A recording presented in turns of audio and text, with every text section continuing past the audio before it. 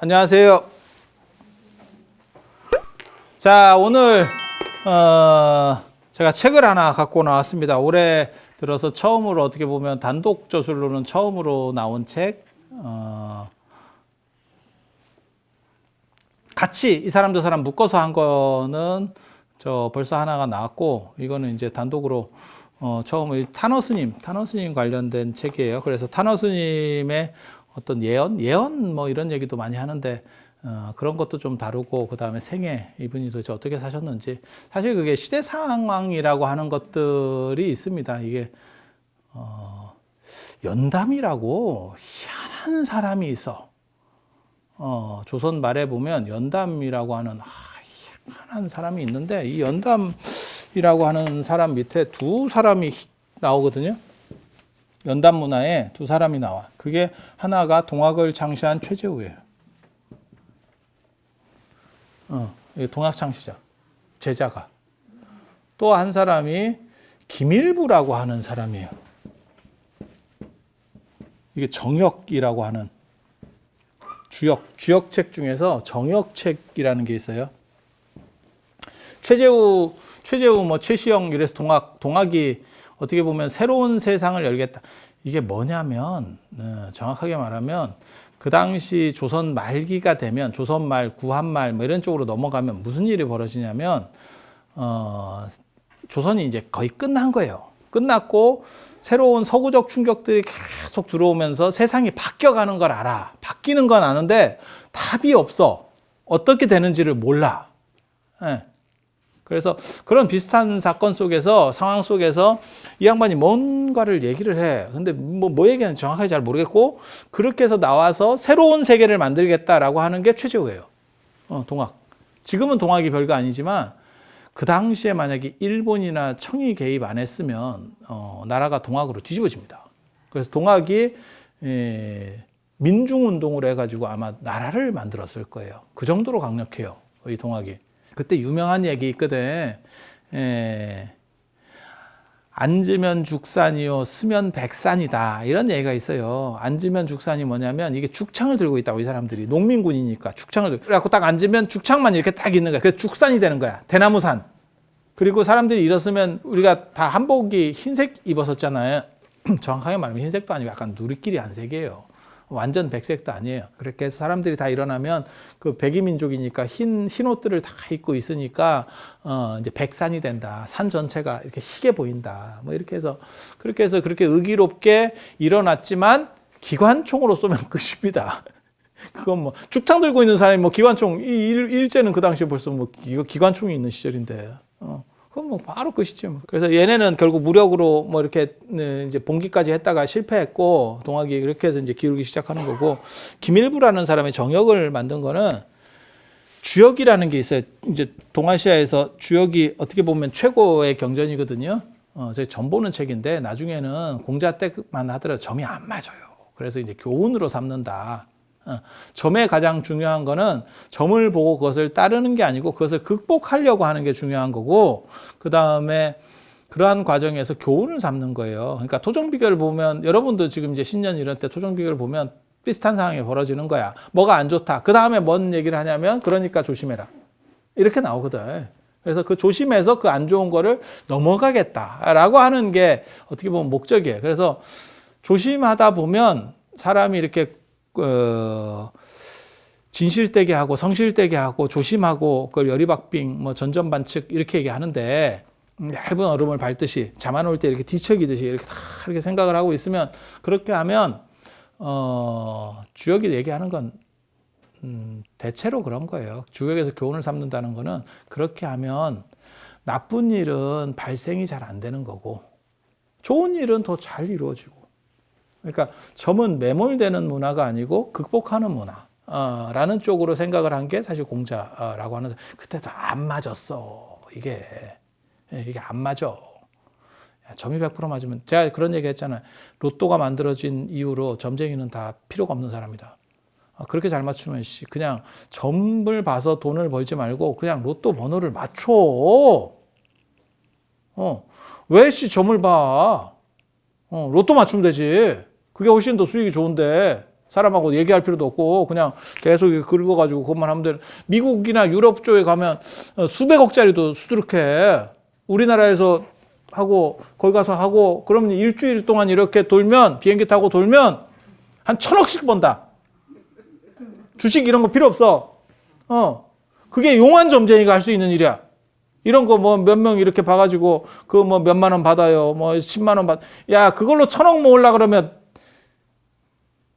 야 10,000원짜리 벌어가지고 1,000억 모으려 하면 세세생생 뭐 윤회를 하면서 계속 점책이 돼도 안 되겠다. 점책이 돼도.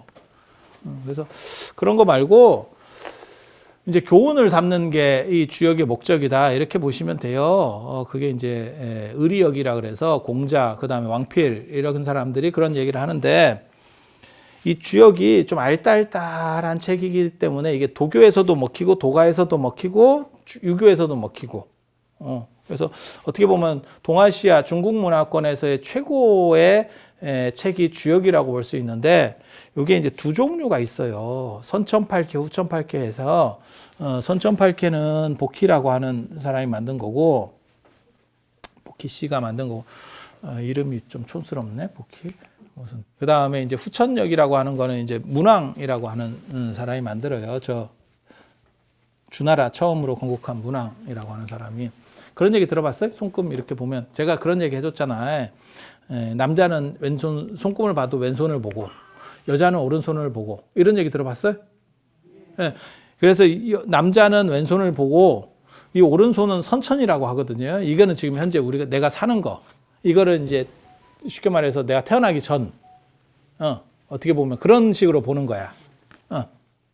이해가 되시죠? 이렇게 나눈다고. 그냥 아니 얘네가 얘기하는 거야. 얘네가 얘기하는 방식을 얘기하는 거예요. 옳다 그르다를 얘기하는 게 아니에요. 그래서 이게 이제 선천이고 이게 후천, 이게 선천팔계, 후천팔계 이렇게 만들었는데 세상이 조선 말, 구한말 이때쯤 되면 세상이 바뀌어 가잖아요, 지금. 그래서 이 기준으로 안 맞는다고 생각을 하는 거예요. 그래서 이 김일부라는 사람의 정역은 새로운 주역을 뜯어 고쳐서 새로운 어떤 논리 체계를 만든 거예요. 중국식의 논리 체계. 그러니까 동아시아의 전통식의 논리 체계. 세상을 해석하는. 인류의 역사상 가장 크게 변화되는 게 여러분도 아실 거예요. 어떻게 보면 불의 발견. 내가 보기에는 불의 발견, 철의 발견. 숫자 0의 발견, 기원 전후에 숫자 0, 이 0이 발견된다는 거 엄청나게 대단한 사건이거든요. 그리고 최근에 있었던 게 이제 증기기관 해갖고 산업혁명, 이런 거 여러분 다 아시잖아요. 그리고 우리가 경험해 봤었던 산업혁명 비슷한 게 하나가 있지. 그게 인터넷 혁명이에요. 그게 3차 산업혁명인 거예요. 그리고 앞으로 4차 산업이 나온다고 얘기를 하잖아요. 그죠? 그게 이제 들어가고 있는 거예요. 지금 들어가고 있는 거야. 그건 아직 확실하게 온 건 아니고 4차 산업이 뭐냐면 오지예요. 오지. 여러분 지금 요즘 핸드폰 바꾸면 오지 나오잖아요. 5G. 이렇게. 그러면 속도가 엄청나게 빨라지면서 나중에 어떤 일이 벌어지냐면 그 속도가 나와야 자율주행도 되고 그 자율주행이 수도 없는 정보들이 왔다 갔다 해야 되거든요. 안 그러면 사람 갖다 박는 거요. 그거를 계속 실시간으로 해줘야 되기 때문에 그 데이터 양이 엄청난 거야. 그 속도를 커버해 줄 수 있는 게 오지야. 오지. 이름은 오지인데 내가 사는 월정사 같은 데가 오지인데 그치? 우리가 오지. 그래서 이렇게 세상이 한번 바뀌면 어떻게 바뀔까를 생각을 해야 돼. 거기에 기업이 잘 찾아 들어가면 그러니까는 인터넷 쪽이라든지 안 그러면 지금은 녹색 성장 생명 이런 쪽으로 들어가면 기업도 살고 안 그러면 소니 같이 간다는 거예요. 카세트 만들다가 골로 간다는 거야. 이해가 되죠? 그래서 지금 세상이 이렇게 바뀌는 거를 알듯이 근데 선진적인 사람들은 이제 머리 좋고 그런 사람들은 어떻게 세상이 바뀌어간다는 걸 판단을 할 거 아니야. 이 사람이 그런 역할을 하고 싶었던 거예요. 두 사람 다 그런 역할을 하는 거예요. 그래서 세상을 어떻게 보면 혁명적으로 바꾸겠다. 이 사람은 원리적으로 바꾸겠다. 그 원리를 내가 제시해 주겠다. 그 기준을 내가 제시해 주겠다. 그게 정역이야. 물론 불합니다. 말 같지도 않은 거고 이건 내가 보기에는 그냥 쓰레기예요. 지금도 이게 신봉자들 굉장히 많습니다. 그냥 알딸딸한 쓰레기야. 만들 때 보면 저거하고 똑같아. 트랜스포머 영화 보면 뭐 이렇게 그 돌 만지니까 뭐 눈에 헛것이 보이고 막 이러는데 비슷해요. 뭐 헛것이 보이면서 뭐 이렇게 했대. 제가 보기에는 그냥 질환인데 머리가 좋은 사람이 질환을 알면 좀 다르게 만들어냅니다. 환자인데 뭔가 천재기가 있는 사람들은 그 환자인데도 그러니까 그냥 단순히 병원에 가는 게 아니고 새로운 걸 할 수 있다니까요. 어떻게 보면 스티브 잡스도 약간 좀 그런 과예요. 뭐 그런 게 있어.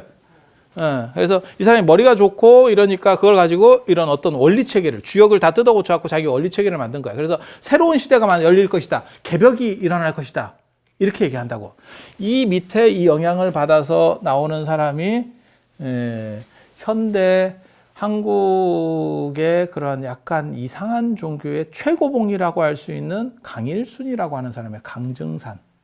강증산, 대순진리회, 증산도 길 가다 보면 도를 아십니까? 뭐 이런 거. 그래갖고 재패 들어가면 거기 재진해락하고 뭐 원하는 대로 내도 돼요. 뭐 이러면서 뭐 이렇게 하는 거 있어. 있어. 지금도 많아요. 그 대학도 있어. 뭐 대진대학교 뭐 이러고 뭐 다 있어. 그 파가 여러 개가 있는데 강정산이 강일순 이름이 일순이거든. 이 사람 뭐 구라가 또 얼마나 세지 몰라. 이 사람이 너무 상당히 잘 됐어요. 그래서 일본이 견제하고 뭐 이래가지고 이게 깨집니다. 강일순도 상당히 잘 나왔었거든요. 그리고 뭐 다시 부활할 거라는 둥, 자기가 뭐 하느님이라는 둥, 뭐 자기가 미륵이라는 둥, 오만 소리를 다 해. 뭐 내가 보면 환자야. 그냥 학문적으로 보면 환자인데 이게 이기면 장땡이야. 스티브 잡스가 스마트폰 만들었다가 쫄딱 망했으면 그냥 환자야. 지금은 혁신의 아이콘이야. 혁신의 아이콘. 그렇게 가는 거야. 인생 그런 거야. 인생 그런 거야.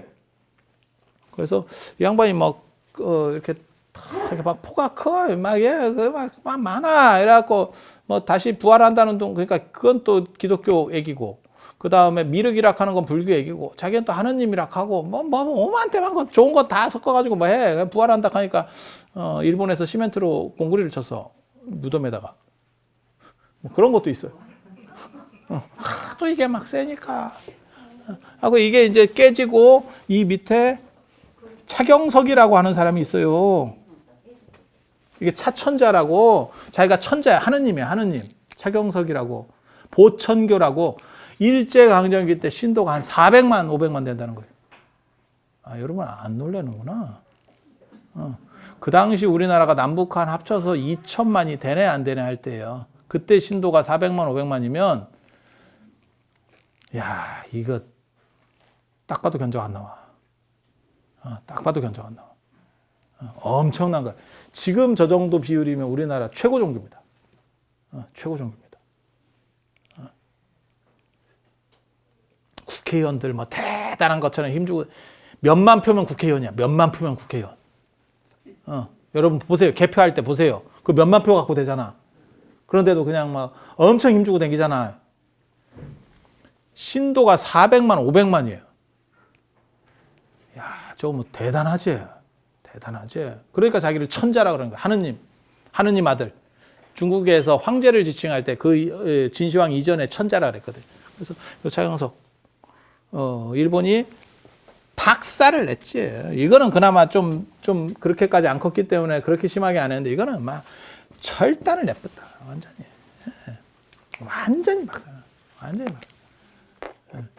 그렇게 해서 이 시대 자체가 그러니까는 조선 말부터 어떻게 보면 구한말 이런 시절이 격변이 일어나는 거는 다 알아요. 근데 대안이 없는 거예요. 그리고 너무 우리가 찌리한 거예요. 그래서 세상을 어떻게 볼 것이냐. 사람들이 그런 생각을 많이 해요. 그래서 이쪽 사람들이 늘상 얘기하는 게 개벽이에요. 개벽. 새로운 세계가 열린다. 새로운 세계는 IT에서 열렸어. 지금 결과를 보니까 새로운 세계는 IT에서 열렸어. 그걸 얘기했으면 대박인데 그런 것도 얘기를 못해요. 인터넷이 올 거다. 앞으로 100년 뒤에 인터넷이 와서 전 세계를 주도할 거다. 뭐 이런 걸 그래서 이 시절에 이런 식의 문제의식들을 가졌던 지식인들이, 그러니까 두 종류가 있어요. 이 당시 지식인 두 종류가 있거든요. 하나는 그냥 양반들. 걔네는 딱 지네 먹고 사는 그것만 해. 사회적 변동이라는 거 생각이 없어. 그리고 왜냐하면 지구들은 기득권이니까. 딱 그것만 어떻게 하면 잘 뜯어 먹을까 그것만 연구하는 놈들이고, 지식인들 중에서 세상이 바뀌고 있다. 무언가를 해야 된다. 라고 얘기하는 사람 중에 여러 사람들이 나오고 있는 거예요, 지금.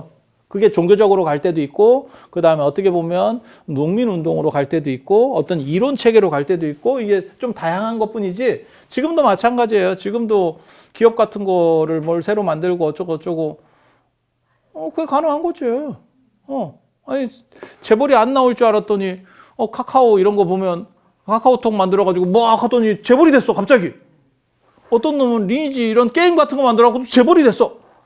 그러더니 쿠팡 이렇게 보니까 쟤네는 맨날 적자만 저렇게 몇 년 전에 뭐 1조 원 적자예요. 그러면 저런 희한한 놈들이다. 저게 그러더니 뭐 상장을 하면 뭐 30조라는 둥, 뭐 어쩐다는 둥, 뭐 이렇게 얘기가 나오는 거예요. 그러니까 그 사람들이 이렇게, 그러니까 시대를 읽는 눈이 있는 거죠. 우리는 뭐지? 우리는 그냥 찌질이.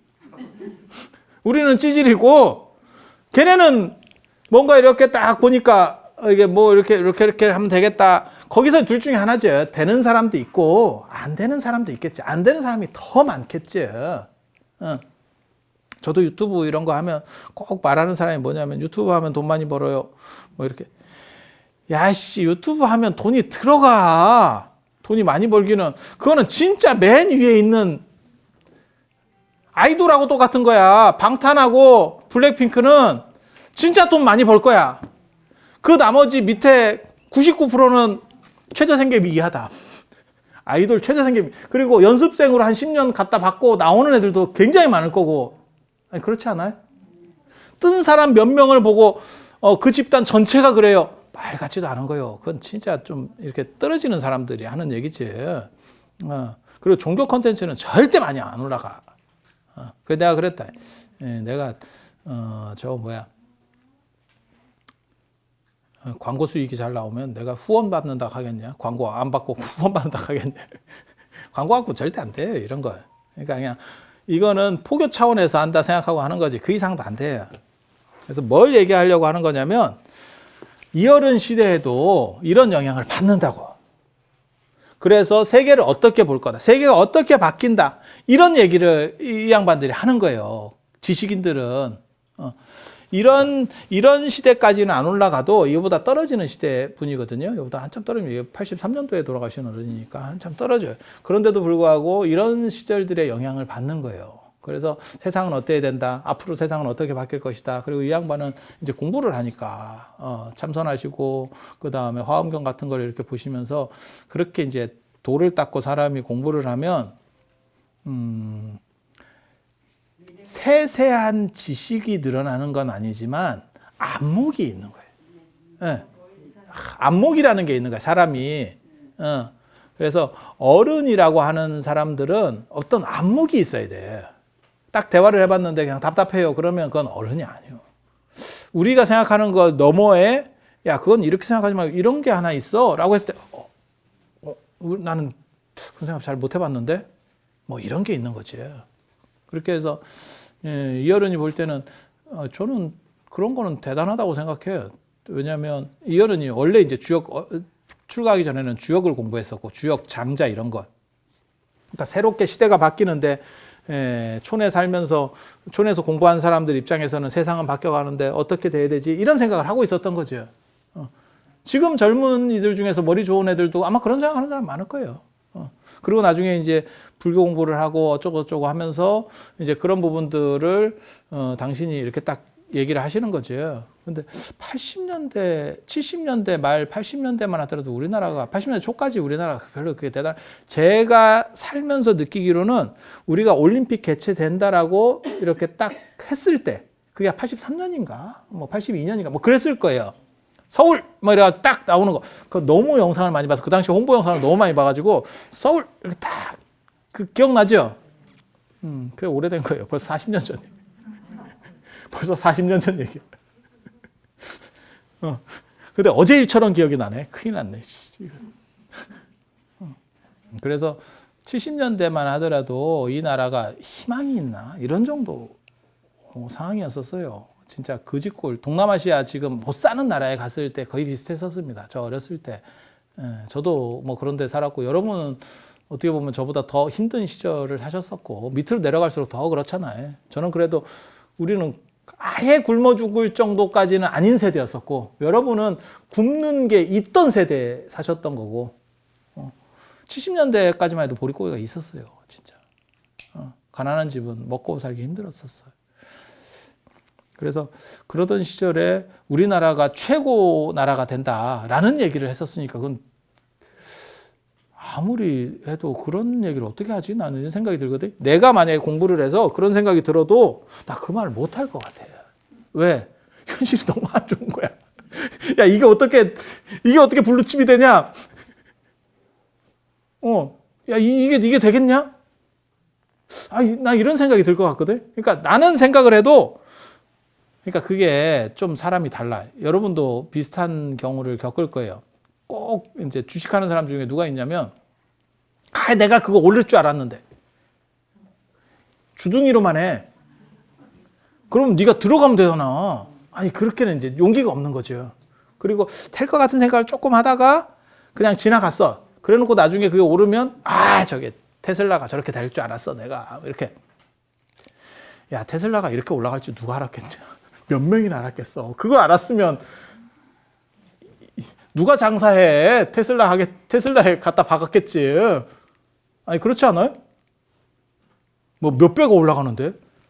주식 차트를 보니까 이게 이렇게 암벽 등반을 하고 있더만. 세상에 나 신기해서 유튜브에 보면 뭐 별놈의 게 다 있으니까 그런 걸 이렇게 쭉 얘기해 주는 거 있는 거, 아이고, 세상에 저런 게 주식 차트야. 야, 저런 차트가 다 있냐? 이렇게 올라가. 무슨 로켓이야, 로켓. 그럼 거기다 그냥 얼마만 묻어놓으면 누가 일하냐? 근데 그런 생각 못 하거든. 그리고 또 이제 쫄보들의 특징은 또 들어가서 또 조금 올라가면 바로 나온다. 이게 쫄보의 특징이야.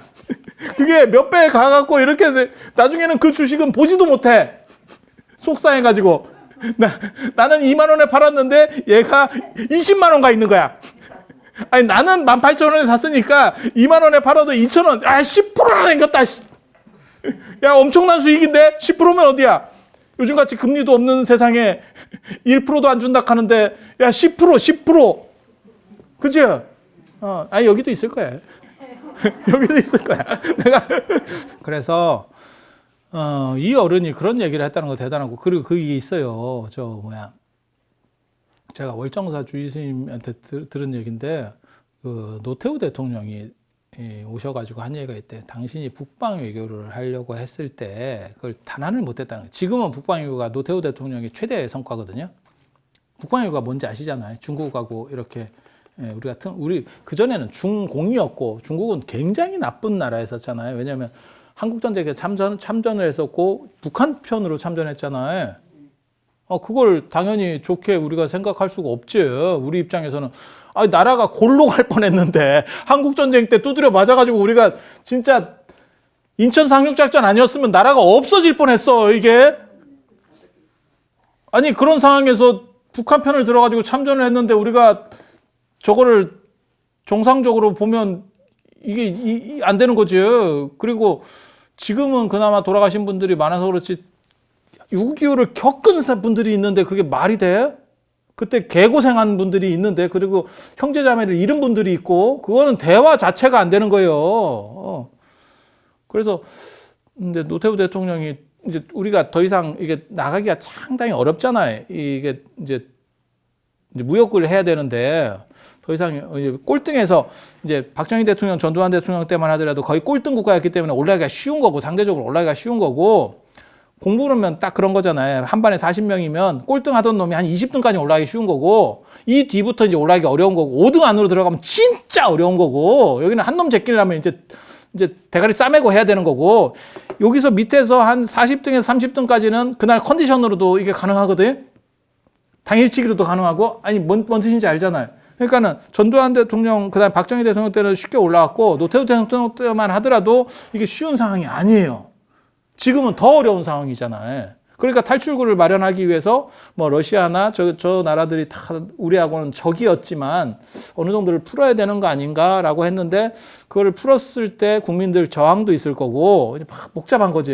이게 잘못했다가 훅 가는 거 아닌가, 촛불 일어나가지고 탄핵되는 거 아닌가, 뭐 별로만 생각을 다 해야 되는 상황에서 이열은 생각을 해서 이열은이 그 얘기를 해요. 북방이 결국은 다 우리를 살리게 될 거다. 그리고 우리가 통일이 되면서 제1국가가 된다. 이런 얘기를. 그래서 그 어른이 탄원 스님 영향을 받아서 내가 그걸 결정할 수 있었다. 이어른 영향을 받아서 내가 결정할 수 있었다. 그리고 이어른이 그 유명한 그런 뭐 이런 예언들이 있어요. 그 베트남에서 미국이 지고 나올 거다. 그것도 사실 굉장히 어려운 얘기거든. 미국은 단 한 번도 진 적이 없었던 나라예요. 영국도 이겼다니까. 그게 독립전쟁이잖아. 2차 대전, 1, 2차 대전에서 다 꿀 빨았고. 베트남에서 말릴지는 지금 우리는 결과론으로 보니까 베트남에서 저렇게 개고생하다가 끝났다라고 생각을 하지만 그 예측을 아무도 못해요. 터졌을 때는 다 미국이 이길 거라고 생각해요. 한 방에 이길 거라고 생각하는 거예요.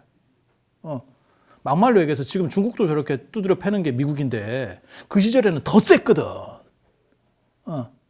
힘이 더 압도적이었다고. 베트남은 우리가 지금도 야 저거 우리가 해도 이기는 거 아니야? 이런 정도로 보고 있는 거고, 미국은 우리가 어디 언감생심 저거는 우리는 절대 안 될 것 같은데 이런 생각이 있는데, 그거보다 더 어떻게 보면 더 강렬할 때 이 차이가 더 크게 벌어졌을 때 베트남을 좁혔는데 그때 탄원 스님이 시작하자마자 쟤네 진다. 이런 얘기를 하시니까 굉장히 뭔가 식견이 있는 거지, 진짜. 이게 선적인 영지라고 딱 내다보는 뭐 안목이 있는 거예요, 이게. 우리가 그런 게 좀 있으면 잘 되겠지. 근데 우리는 뭐 이런 유튜브나 해도 그냥 유튜브 알고리즘, 유튜브 신께서 좀 이렇게 간택해 주시면 좋고 뭐 이런 정도로 있는 거지, 뭘 파급 효과가 있나. 맨날 이러고 살고 있는 거지. 그러니까 뭐라고 하는 거냐면 그냥 찌질이에요. 인생 찌질이에요. 그래서 요 탄원 스님에 대한 거, 그런 예언만 있는 게 아니에요. 이 어른이 평생 교육자거든. 그래서 책을 많이 번역을 합니다. 그 당시만 하더라도 갑자기 해방이 되더니 한글 전용화가 된 거예요. 그전에는 전부 한문 쓰다가 한글이 돼. 그러니까 불교가 한문으로 쥐고 있으면 이제 뜻이 안 통하고 이게 뭐 깝깝하게 된 거죠. 그리고 불교의 역사 좀 아시는 분은 아시겠지만 정화라는 게 있어가지고 또 그거 하면서 대처성들을 몰아내고 하면서 교육을 못 받는 세대들이 나와요. 그러니까 이걸 어떻게 해서든지 교육을 시켜야겠다. 그래서 평생 이 어른이 번역을 하거든. 그래서 모든 불교 교재, 스님들이 배우는 교재를 전부 번역하고, 그래 나중에는 요즘 같으면 이렇게 저도 책을 쓰지만 이렇게 워드로 하니까 거북목을 조심해야 되거든. 이렇게 대가리가 이렇게 앞으로 튀 나오잖아. 점점 하다 보면. 그래서 젊은 애들도 목 디스크 있다 이런 얘기 들어봤잖아요. 그죠? 그리고 마우스 증상이 있어요. 이게 손가락으로 계속 이짓해가지고 이쪽에 이제 좀 문제가 생겨요. 스님들은 목탁 치다 보면 이게 이쪽에 목탁을 계속 들고 이렇게 치다. 이런 것도 이게 직업병이야. 있을 수 있겠지. 여러분은 뭐 그렇게까지 안 하시니까 그런데 계속 이 짓만 해봐. 그러면 그렇게 생긴다고. 근데 이 어른 때만 하더라도 원고지에다가 만년필로 이렇게 쓰던 시절이에요. 컴퓨터가 어딨어. 물론 또 그 위에 올라가면 또 어른들이 그러겠지. 나는 붓 썼어, 임마. 이러겠지. 만년필이면, 야, 껌이야. 우리는 먹부터 갈았다, 씨. 또 이러겠지. 아니, 시절이 그런 거잖아요, 다. 그래서 만년필로 이렇게 쓰는데 이게 번역량이 너무 많고 하루에 계속 뭐 현장 스님 번역하듯이 이렇게 했대. 당신 업무로. 그러니까 그냥 죽 자고 그걸 하는 거예요. 그렇게 해서 하니까 나중에 어깨가 변비통이 생겨가지고 그럴 것 같아요. 그럴 것 같아요. 그리고 그거를 단순히 교육만 번역만 한 게 아니고 그 번역 중에서도 이제 제일 중요한 번역이 신화엄경 함론이라고, 그게 80권 화엄경에다가 청량소초 150권 플러스 이통현 장자의 화엄론주 40권 이거를 다 합쳐가지고 이렇게 몇 권이요?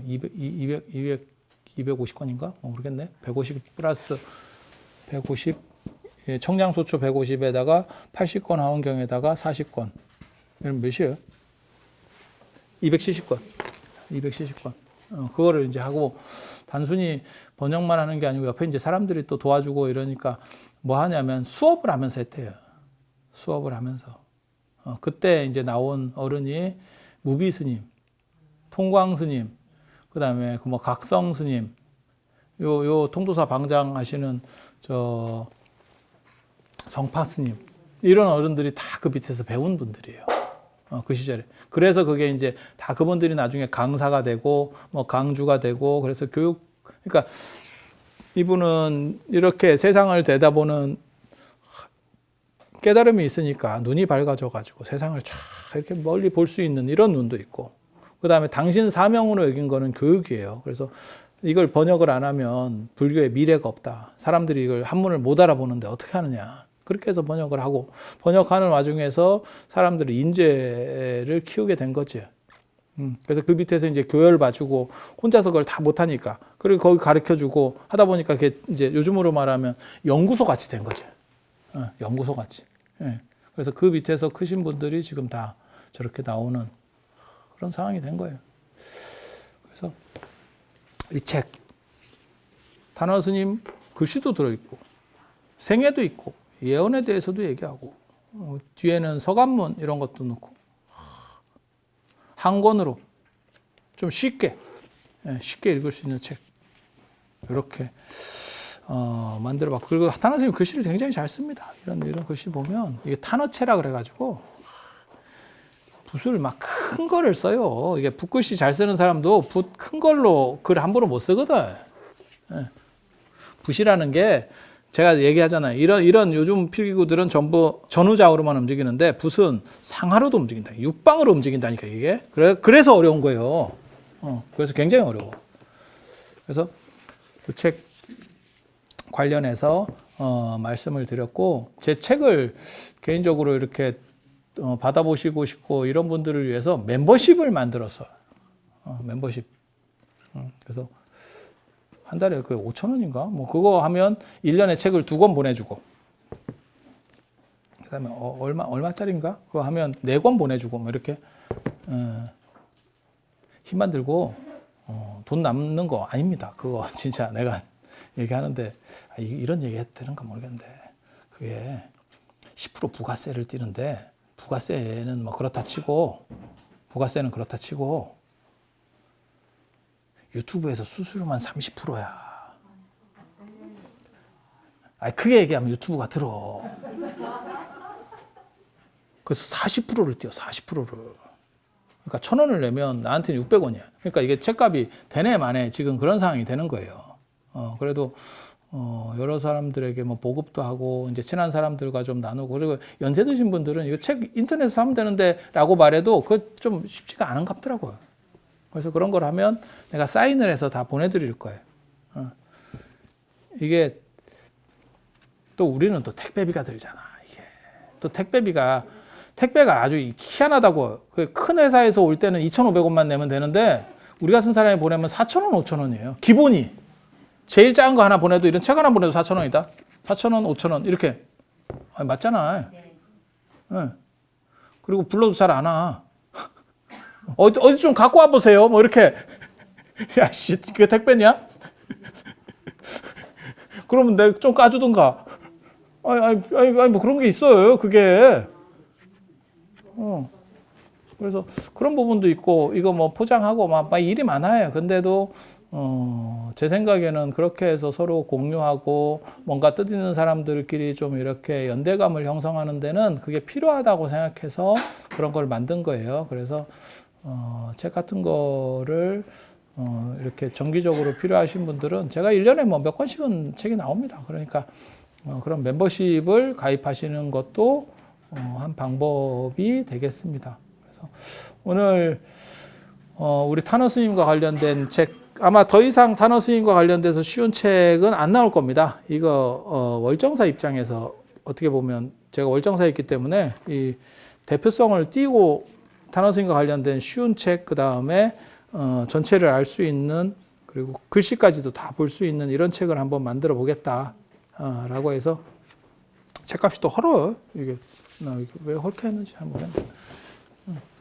그렇게 해서 그런 정도 생각을 하시고, 이런 스님들, 큰 스님들이 작업들을 해서 오늘날 한국 불교가 이나마 이렇게 돌아가고 있다라는 생각들을 하시면 되겠습니다. 그래서 오늘 말씀은 이 정도 드리고 다음에 또 다른 이야기로 찾아뵙도록 하겠습니다. 자, 들어주셔서 감사합니다.